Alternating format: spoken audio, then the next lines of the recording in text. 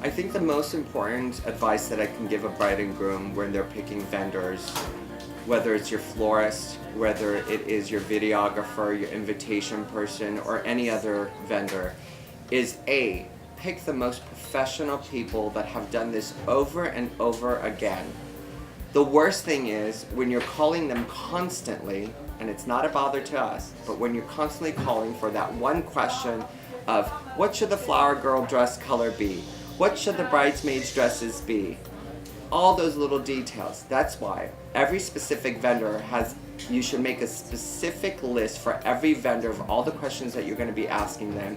And during your appointment, those are the times that you should allot for all those questions, not emailing or calling, because not only are they dealing with you and your groom or other couples, they are dealing with other clients and other things. So what makes it most difficult is that you're in the middle of a production day on a Friday and a bride calls you asking something that's going to come up in 6 months, and then they feel like they're not getting the utmost attention or their questions are not answered by these professionals.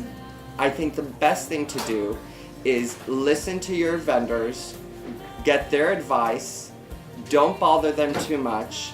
Questions are great because that's the way you're going to be able to understand. But also, make sure from every vendor you get a signed contract. It's beneficial for you, it's beneficial for us. My recommendation for having personal flowers last a long time is A, pick out a florist that will do the most freshest blooms for you. The second is don't take your bouquets too early from the florist or have them delivered until the photographer arrives at the house. The third, don't go back and forth into the limo and outside in the venue, meaning wherever you're taking pictures in the park or venue, because what happens with flowers, they get into a shock from extreme cold to extreme hot, and that's the worst thing you can do. Also, if you're really concerned about that, my suggestion is always doing 2 bouquets. Do 1 bouquet that you will take personal pictures with at the park, and then the second one is when you're actually arriving at the church. So you get still the freshest of the blooms and your bouquet, and you don't have to worry about the pictures. So take that advice into consideration. My recommendation and my advice for having to deal with a lot of couples who come in with certain colors that they like. We have brides who come in and say, I love baby blue, or I love lavender, or I love hot pink. My biggest advice to you brides, all of you, are A, think timeless, think classic, think elegant. Don't ever try to be trendy.